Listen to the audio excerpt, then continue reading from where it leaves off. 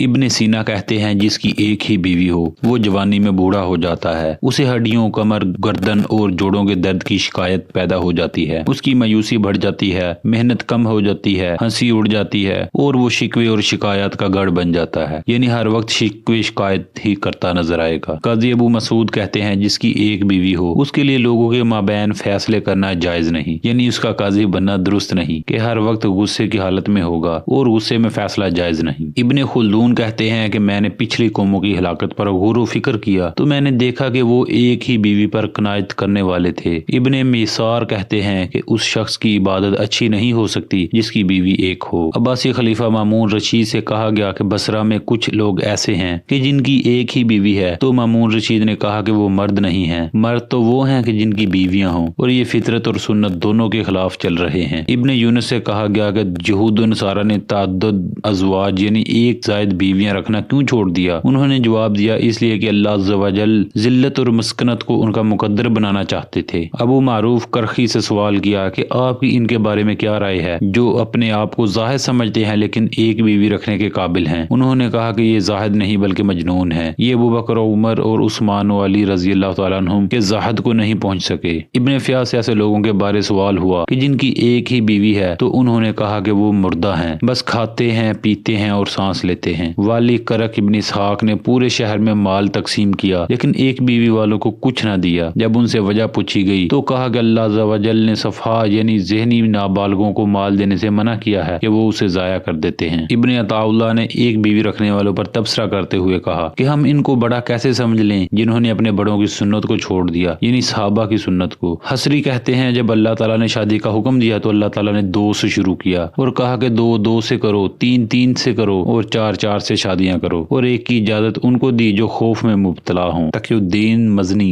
समरकंद के फिगिया बने तो उनको बतलाया गया कि यहाँ कुछ लोग एक बीवी के कायल हैं, तो उन्होंने कहा कि क्या वो मुसलमान हैं। फिर अहले शहर को वाज किया तो अगले चांद से पहले 3000 शादियां हुई और शहर में कोई कुंवारी मुतलका और बेवा न रही।